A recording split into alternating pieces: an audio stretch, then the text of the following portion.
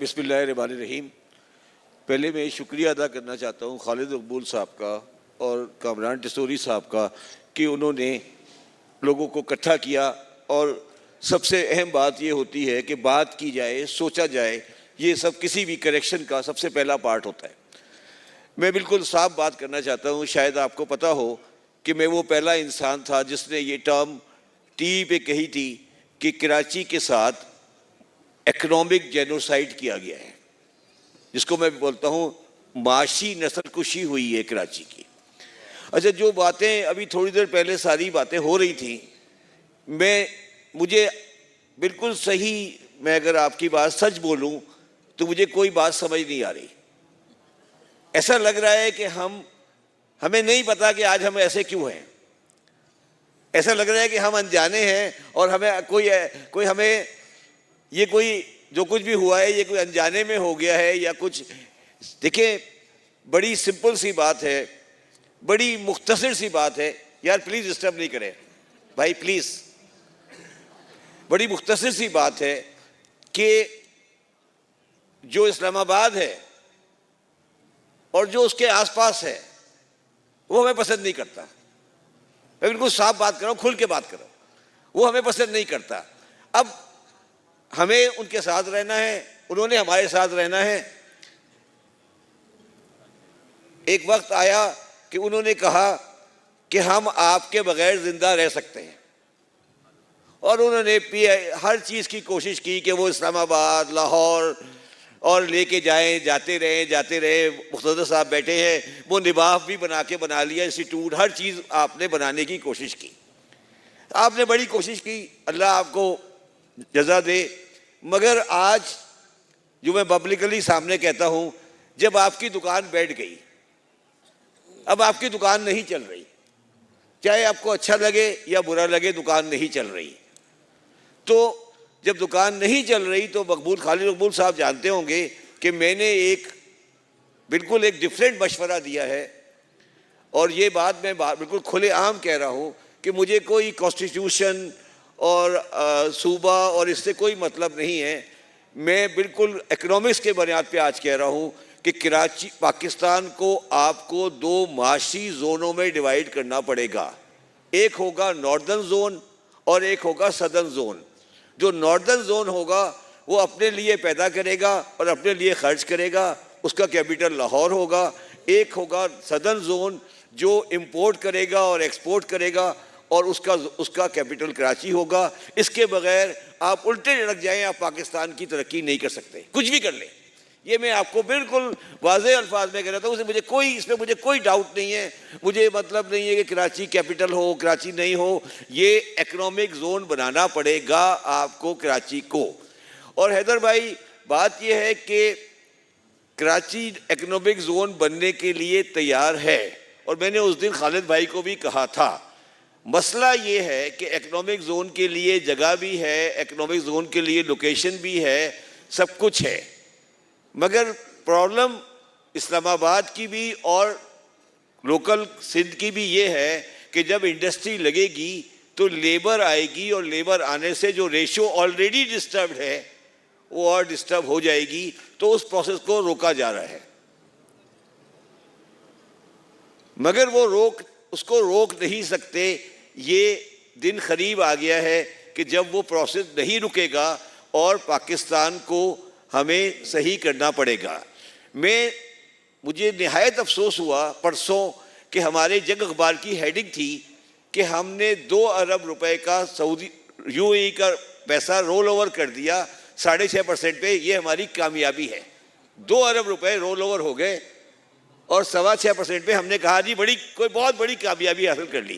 یہ ہماری اکنامکس کی کمزوری کو بتا رہا ہے۔ جب اکنامکس کی کمزوری ہو گئی ہے تو کراچی کے علاوہ کوئی رستہ نہیں ہے۔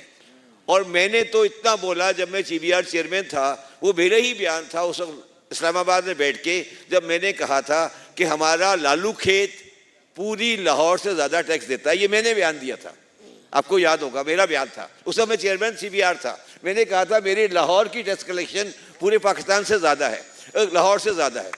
تو میں صرف یہ کہنا چاہ رہا ہوں، میں صرف آپ کو یہ کہنا چاہ رہا ہوں کہ ابھی ایک کوئی نامعلوم سا شاعر ہے, اس نے بڑا اچھا شعر کہا, اس کا نام عاصم ہے. اس نے کہا میرے ملک کا مسئلہ یہی ہے عاصم کہ یہاں دماغ ہے کم سر زیادہ ہے. کہ ہمارے یہاں دماغ ہے کم اور سر زیادہ ہے. ہمارا مسئلہ یہ ہو گیا ہے کہ عقل تو ہمارے اندر ہے نہیں, ہم سے ملک چلایا نہیں جا رہا. جن کے حوالے یہ ملک ہم نے کر دیا ہے ان کے اندر یہ صلاحیت ہے ہی نہیں. میں آج آپ کو بالکل صاف کہہ رہا ہوں, ان کے اندر یہ انٹلیکچوئل کیپیبلٹی نہیں ہے کہ وہ ملک چلائیں. جب تک آپ اس ملک کو کراچی والوں کے حوالے نہیں کرو گے یہ ملک نہیں چل سکتا. یہ میں آج آپ کو کیٹیگوریکلی کہہ رہا ہوں. میں یہ نہیں کہ مجھے کوئی انٹرسٹ نہیں ہے کراچی ہو کراچی نہیں ہو. میں آج آپ کو کہہ رہا ہوں جب تک ہمارا دماغ نہیں چلے گا پاکستان نہیں چلے گا. آپ کو ہمارا دماغ استعمال کرنا پڑے گا. آپ نے کوشش کی اپنا دماغ استعمال کرنے کی, آپ نے رزلٹ دیکھ لیا, آپ کے سامنے رزلٹ آپ کے سامنے ہے. آپ کا دماغ لسی پی کے تھوڑا ٹھنڈا ہو جاتا ہے, وہ نہیں چل سکتا. اس کو فاروق بھائی کی انٹیلیجنس چاہیے, میمن دماغ چاہیے اس کو. تو وہ میمن دماغ کہاں سے آئے گا؟ تو بات یہ ہے کہ ہر آدمی کا اپنا ایک کام ہوتا ہے. آپ کا کام لڑنا ہے. وہ بیٹھا ہوا ہے بخشی, وہ کہہ رہا ہے فیلڈ مارشل صاحب لڑ رہے ہیں, لڑیں, بالکل لڑنے میں مجھے کوئی اعتراض نہیں ہے, لڑیں, مگر کاروبار میں نے کرنا ہے, معیشت میں نے چلانی ہے. تو آپ مجھے اگر آپ کہہ رہے ہیں کہ مجھے آپ مجھ سے اس ٹرائنگل سے مجھے نکال دیں گے اور آپ کہیں گے یہ سندھی ہے, یہ پنجابی ہے, یہ پٹھان ہے, یہ بلوچی ہے, اور جن لوگوں کے دماغ 6 نسلوں سے جو کام کر رہے ہیں, کاروبار کر رہے ہیں, جن کو پڑھنا لکھنا آتا ہے, جنہوں نے سب کچھ کیا ہے, وہ کہہ رہے ہیں یار یہ تو ان کو ہمیں استعمال نہیں کرنا. تو آپ نے یہ کر کے دیکھ لیا, آپ کے سامنے سب کچھ آ گیا, تو اب آپ کے پاس کوئی چوائس نہیں ہے. تو میں حیدر بھائی آپ سے یہ کہتا ہوں, خالد بھائی آپ سے بھی کہہ رہا ہوں کہ میرا ویو یہ ہے کہ پریشان ہونے کی ضرورت نہیں ہے. آپ کے پاس آلریڈی چیز آ کے گرنے والی ہے, اور میرا یہ کہنا ہے ایک چیز آپ کے پاس ایسے ہی آ کے گرنے والی ہے. آپ کو کوئی پریشان ہونے کی ضرورت نہیں ہے. میرا صرف ایک اور آخری سوال ہے, اور گورنر صاحب سے میرا سوال ہے. گورنر صاحب آپ یہاں پہ نمائندے ہیں فیڈرل گورنمنٹ کے, مجھے بتائیں کہ پچھلے 7 سال سے کسی پرائم منسٹر صاحب نے یہاں پہ رات نہیں گزاری, انکلوڈنگ عمران خان, ایک رات نہیں گزاری. اور مجھے بتائیں کہ لاہور میں کتنے ہاسٹل ہیں جن میں رینجر بیٹھی ہوئی ہے. میرے لیے شرم کا مقام ہے, شرم کا مقام ہے جب میں گزرتا ہوں جناح کوٹ کے سامنے سے اور وہاں دیکھتا ہوں وہاں رینجر بیٹھی ہوئی ہے. میں ایز اے کراچی آئی جو سوچتا ہوں کہ یہ اتنا خوبصورت ہاسٹل ہے, میرے پاس میٹھا رام ہاسٹل ہے, میں سوچتا ہوں کہ یار یہ کیسا شہر ہے جس میں اسٹوڈنٹ ہاسٹل میں رینجر بیٹھی ہے.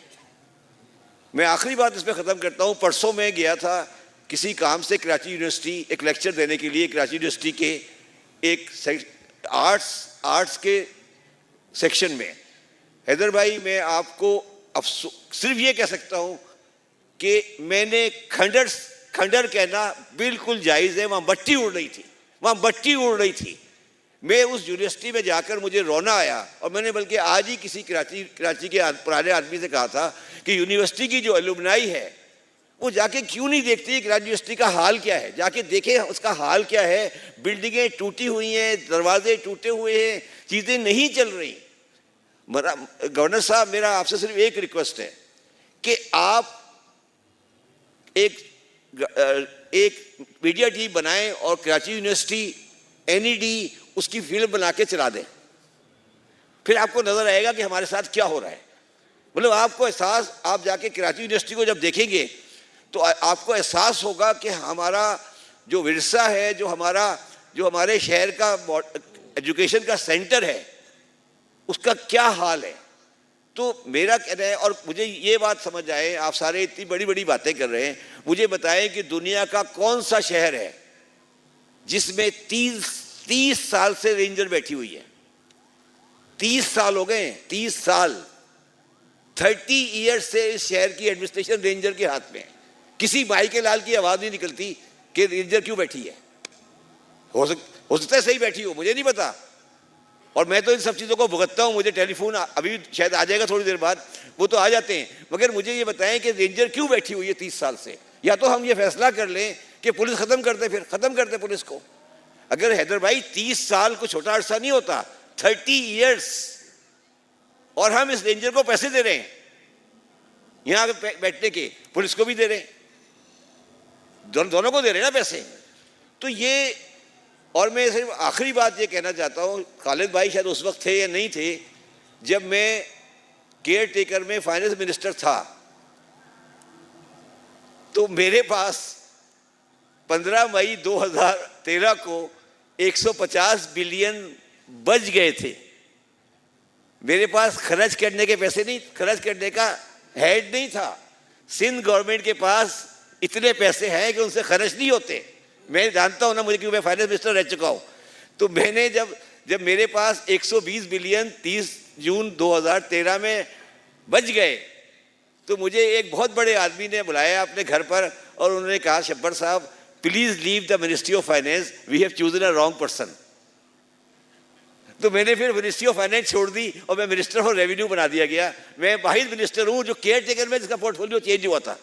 تو سر کہنے کو بہت کچھ ہے, میں صرف یہ کہنا چاہتا ہوں, میں صرف آپ لوگوں کو شکریہ یہ ادا کرنا چاہتا ہوں. کشور بانی بیٹھی ہیں, اور میں انہیں بار بار کہتا تھا, پچھلے 10 سال سے یہ کہہ رہا ہوں کہ آپ کراچی میں امن و امان رکھیں, کراچی میں اپنے سسٹم کو باقی رکھیں. بال آپ کے کورٹ میں آنے والی ہے.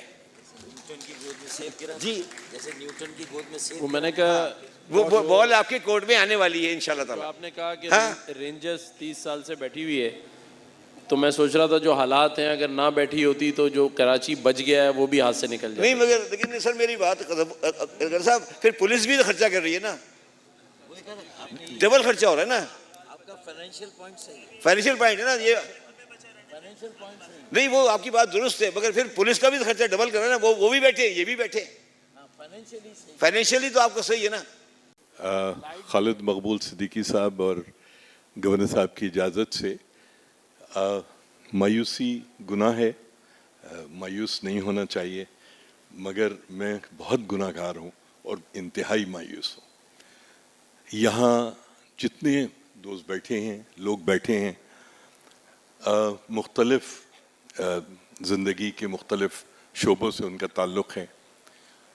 میں ایمانداری سے یہ سمجھتا ہوں کہ ہر شخص اپنے تئیں یہ جانتا ہے کہ کراچی کے ساتھ جو ظلم ہوتا ہے اس کی وجہ کیا ہے. کراچی کے ساتھ جب ظلم ہوتا ہے تو میں اور آپ دونوں کٹ پتلیوں کی طرح ناچتے ہیں. ہم میں سے کوئی آدمی پبلکلی سچ بولتا ہے تو لٹکا دیا جاتا ہے.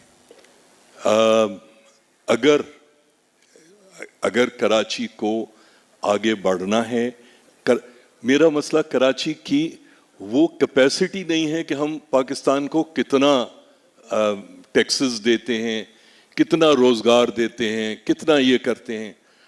آپ نے لاہور اور پتنگ کی بات کی. لاہور کے اندر جو میجر انڈسٹریل اسٹیٹ ہے اس کا نام ہے سندر انڈسٹریل اسٹیٹ. 1760 ایکڑ کے اوپر ہے وہ. پنجاب میں سب سے بڑا انڈسٹریل اسٹیٹ فیصل آباد میں ہے, جو سی پیک وغیرہ کچھ 3-3.5 ہزار ایکڑ پہ ہے. Korangi association of trade and industries جو ہے وہ 10,000 ایکڑ پہ ہے. پورٹ قاسم کا ڈاؤن اسٹریم ایریا 15,000 ایکڑ پہ ہے.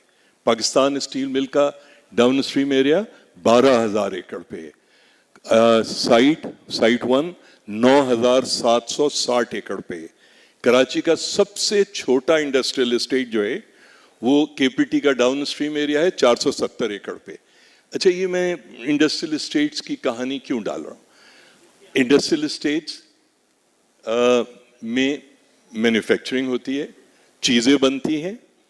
Industrial estate central excise duty دیتی ہے. سینٹرل انڈسٹریل اسٹیٹس یا فیکٹریاں جو ہیں وہ روزگار مہیا کرتی ہیں, ٹیکسز دیتی ہیں, ایکسپورٹ دیتی ہیں. صرف ایکسپورٹ دیتی نہیں ہے, ایکسپورٹ کے لیے جو مال آ رہا ہے اس پہ ڈیوٹی ٹیکسز دیتی ہیں. مگر یہ ساری کی ساری چیز, اس سے میرا اور آپ کا کوئی تعلق واسطہ نہیں ہے. میں نے جیسے پہلے عرض کیا, میں حقیقت میں اپنے آپ کو, اور میرے یہاں جتنے دوست بیٹھے ہیں اگر برا نہ مانے, میں آنیسٹلی میں یہ سمجھتا ہوں کہ ہم کٹ پتلی ہیں. جب تک اس بات کے اوپر ہم نہیں طے کرتے کہ یہ کراچی شہر ہمارا ہے, یہ کراچی شہر ایم کیو ایم کا کوئی میئر آ جائے, پیپلز پارٹی کا ایڈمنسٹریٹر ہے, وہ بیچارہ روتا رہتا ہے صرف 37% شہر میرا ہے, باقی تو میرا ہے ہی نہیں. تو بھائی جب کراچی کے اندر شارع فیصل پہ اگر ایک پلاسٹک کی تھیلی اڑنا شروع کرتی ہے تو وہ کیا یہ طے کرتی ہے کہ میں فیصل کنٹونمنٹ پہ سے گزروں گی, پھر میں کے ڈی اے کے علاقے میں سے گزروں گی, میں کراچی اس میں سے گزروں گی. ابھی آپ نے فائر ٹینڈرز کی اور فائر کی بات کی. 2012 میں بلدیہ میں فیکٹری کے اندر فائر ہوا تھا اور اس میں لوگوں کی جو جانیں گئی تھیں اس کی جو سب سے بڑی وجہ میں سمجھتا ہوں وہ یہ تھی کہ وہ تمام ایگزٹس کھڑکیاں جہاں سے وہ نکل سکتے تھے لوگ, ان میں سلاخیں لگی ہوئی تھیں اور لوگ اندر جل کے گھٹ کر مر گئے. آج آپ بلدیہ میں چلے جائیں, آپ کو ہر فیکٹری کی کھڑکی کے اندر سلاخیں لگی ہوئی نظر آئیں گی. گل پلازا میں ابھی فائر میں ابھی 17 جنوری کو آگ لگی. کیا ہوا؟ سینٹرل فائر اسٹیشن میں پانی نہیں تھا. کیوں نہیں تھا؟ وہاں پر لوڈ شیڈنگ تھی. امیجنا روڈ, اس کا اوریجنل نام بندر روڈ ہے, یہ 1915 میں بنی تھی. جس انگریز انجینئر نے بنائی تھی اس کے اوپر چارج لگا تھا اس وقت بامبے پریزیڈنسی سے کہ he had built a very wide road. He was frivolous and spendthrift. اور اس کا جواب کیا تھا؟ I still believe that the road leading to the port should be at least this wide if not wider. آج بندر road کا کیا حال ہے؟ انکروچمنٹ سے ٹوٹی پڑی ہے, کھدی پڑی ہے. گل پلازا میں آگ لگی, 100 لوگ جل کے مر گئے. کیا اس کے بعد ہم نے زینب مارکیٹ کا, کوآپریٹو مارکیٹ کا, کسی کا کوئی چیز تبدیل کی؟ 17 جنوری سے آج ہم 14 فروری کو بیٹھے, کوئی فرق نہیں پڑا. مسئلہ یہ ہے کہ اس شہر کے لوگوں کے ہاتھ میں ان کی رکاب نہیں ہے. جب تک یہ رکاب ان کے ہاتھ میں نہیں آئے گی, جب تک وہ اپنے فیصلے خود نہیں کریں گے. اور یہ پاکستان کی کہانی نا کہ پاکستان کا کو کراچی پالتا ہے. ارے بھائی کراچی والوں کو تو پال لو یار, کراچی والوں کو تو پالنے کو تیار نہیں ہو آپ. آپ کو جو شطرنج کے موروں کی طرح آگے پیچھے کیا جاتا ہے, ہم شطرنج کے موروں کی طرح آگے پیچھے. میں پچھلے چند سال سے, کافی سال سے این ای ڈی کے ڈیولپمنٹ اسٹڈیز کے ڈپارٹمنٹ میں 3rd ایئر کے بچوں کو ایک کورس پڑھاتا ہوں, اور یقین جانیے میں حیران ہوتا ہوں کہ وہ بچے کتنے ذہین ہیں اور ان کا تعلیمی معیار کتنا گر گیا ہے. ان کو باب المندب کا نہیں پتا.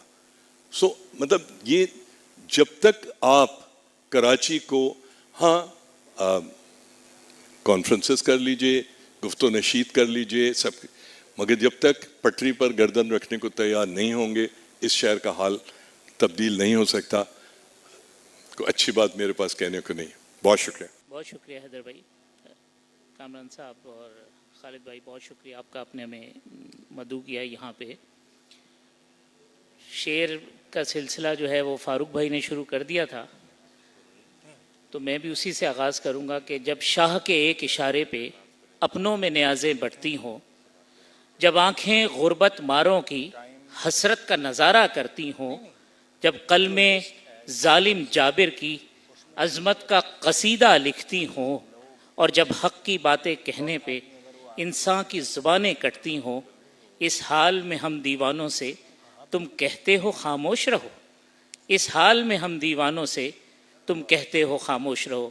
تو خالد بھائی بہت اچھی بات یہ ہے کہ آپ خاموش نہیں ہیں, اور اچھی بات یہ ہے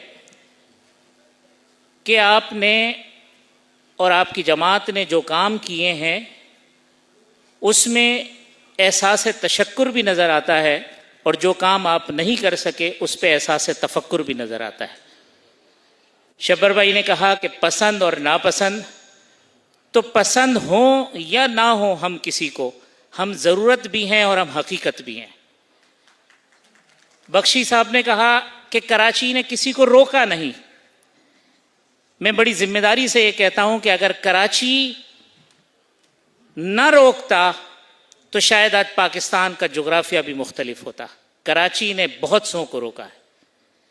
یہاں ماضی بعید کی رومانوی باتیں بھی ہوئیں, خوشگوار یادیں بھی ڈسکس ہوئیں. کراچی کے مستقبل کے حوالے سے ہم بات کر رہے ہیں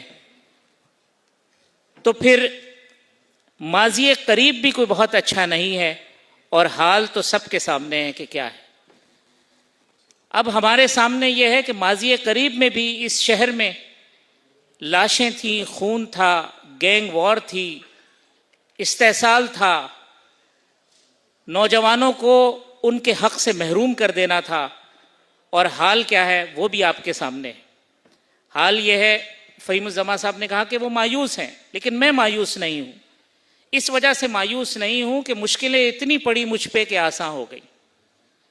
آج میرے شہر کا حال یہ ہے کہ ایک شخص اٹھتا ہے, صبح اٹھے واش روم میں جانے لگے تو پانی نہیں ہے, چائے بنانے کے لیے چولہا جلائے تو گیس نہیں ہے, باہر نکلے تو چلنے کے لیے فٹ پاتھ نہیں ہے, روڈ پہ موٹر سائیکل لے کے جائے تو پھر ڈمپر اور جو ٹرک ہیں وہ اس کو کچل رہے, ہسپتال میں جائے تو اس کو ادویات میسر نہیں ہیں, لائنوں میں لگا رہتا ہے لیکن اس کو صحت کی سہولت نہیں ملتی. اپنے بچوں کو اسکول میں بھیجتا ہے تو وہاں پہ ٹوٹی ہوئی بینچیں جو ہے اس کا مقدر بنی ہوئی ہوتی ہے, اور اگر اس کا کوئی پیارا مر جائے تو قبرستان میں اپنے پیاروں کو دفن کرنے کے لیے اسے جگہ نہیں ملتی. یہ حال کر دیا ہے کراچی کا. تو پھر کراچی کا مستقبل کیا ان لوگوں کے ہاتھ میں ہے جنہوں نے کراچی کو لوٹا, ان لوگوں کے ہاتھ میں ہے جنہوں نے کراچی کو نوچا, ان لوگوں کے ہاتھ میں ہے جنہوں نے کراچی کو گھسیٹا؟ آپ اپنے دل پر ہاتھ رکھ کر فیصلہ کر لیجئے کہ کیا کراچی کا مستقبل جاگیرداروں کے ہاتھ میں ہے؟ کیا کراچی کا مستقبل وڈیروں کے ہاتھ میں ہے؟ کیا کراچی کا مستقبل ان لوگوں کے ہاتھ میں ہے جنہوں نے کراچی کو اس حال میں پہنچا دیا؟ کہا قائد اعظم نے تو اس شہر کو دارالخلافہ بنایا تھا, تو کیا کراچی کا مستقبل ان لوگوں کے ہاتھ میں ہے جنہوں نے کراچی کو داراللفافہ بنایا اور یہ سمجھا کہ ہم صرف یہاں سے مال جمع کرتے رہیں گے اور بٹورتے رہیں گے؟ تو اگر کراچی کا مستقبل ان لٹیروں کے ہاتھ میں نہیں ہے, ان جاگیرداروں کے ہاتھ میں نہیں ہے, ان وڈیروں کے ہاتھ میں نہیں ہے, ان لوگوں کے ہاتھ میں نہیں ہے جنہوں نے اس شہر کو, جو کہ روشنیوں کا شہر تھا, اسے لاشوں کا شہر بنایا, اس شہر کو جو کہ روشنیوں کا شہر تھا اسے احساس محرومی کو پروان چڑھا دیا, کیا ان لوگوں کے ہاتھ میں نہیں؟ کراچی کا مستقبل, اچھی بات یہ ہے کہ خالد بھائی آج آپ نے کراچی کا مقدمہ کراچی کے عوام کے سامنے رکھ دیا ہے, کیونکہ آج کراچی کا مقدمہ رکھ دیا گیا ہے تو کل کراچی جب اپنا فیصلہ کرے گا تو پھر کسی کو شکوہ نہیں ہونا چاہیے کہ کراچی کا فیصلہ کیا ہے. اور کراچی کا فیصلہ کراچی کے مفاد میں, کراچی کے عوام کے مفاد میں ہوگا. اور یہاں پر بات ہوئی کہ ہم تمام لوگ ذمہ دار ہیں, بالکل ذمہ دار ہیں. جن لوگوں کو کراچی نے بنایا, بدقسمتی سے انہی لوگوں نے کراچی کو بھلا دیا. لیکن میں مایوس نہیں ہوں, مختصر اپنی بات کرتا چلتے ہوئے, اس وجہ سے مایوس نہیں ہوں کہ آپ نے اس شہر سے ہر چیز چھیننے کی کوشش کی, لیکن آپ اس شہر سے شعور نہیں چھین سکے, آپ اس شہر سے سوچ نہیں چھین سکے, آپ اس شہر سے فکر نہیں چھین سکے. یہی ہماری اساس ہے. یہی آپ کہتے ہیں کہ ہم نے جواب نہیں دیے. آپ شرافت کو بزدلی مت سمجھیں. آپ یہ مت سمجھیں کہ اگر ہمارے آباء و اجداد نے ہمیں کوئی تہذیب سکھائی ہے اور کسی چیز کا ہم نے جواب نہیں دیا تو پھر ہم جو ہے وہ کوئی مصلحت کی یا بزدلی کی چادر اوڑھے ہوئے ہیں. کراچی کا مستقبل کراچی کے نوجوانوں کے ہاتھ میں ہے. ان نوجوانوں کے ہاتھ میں ہے جن کے لیے روزگار کے دروازے آپ نے بند کر دیے. لیکن کراچی کا نوجوان بے روزگار ضرور ہے مگر بیدار بھی ہے. کراچی کا مستقبل اس غریب آدمی کے ہاتھ میں ہے جو یہ جانتا ہے کہ اگر اس کی غربت اور اس کی یہ جو بدحالی ہے اس کا سبب اس کی قسمت نہیں ہے, یہ نظام ہے جس نے اس کو یہاں تک پہنچا دیا ہے. تو کراچی کا مستقبل تابناک ہے. کراچی کا مستقبل کراچی والوں کے ہاتھ میں ہے. کراچی کا مستقبل کراچی کے باشعور لوگوں کے ہاتھ میں ہے جن سے تمام تر کوششوں کے باوجود, پلاننگ کے باوجود, استحصال کے باوجود آپ فکر اور سوچ کو نہیں چھین سکے ہیں. شکیب نے کہا تھا, میں اسی پہ اپنا بات ختم کروں گا, کہ کس طرح ریت کے سمندر میں کشتی زیست ہے رواں سوچو, سن کے باد صبا کی سرگوشی کیوں لرزتی ہیں پتیاں سوچو, پتھروں کی پناہ میں کیوں ہے آئینہ ساز کی دکان سوچو, ذوق تعمیر کیوں نہیں مٹتا, کیوں اجڑتی ہیں بستیاں سوچو, اور لوگ مانی تراش ہی لیں گے کوئی بے ربط داستاں سوچو.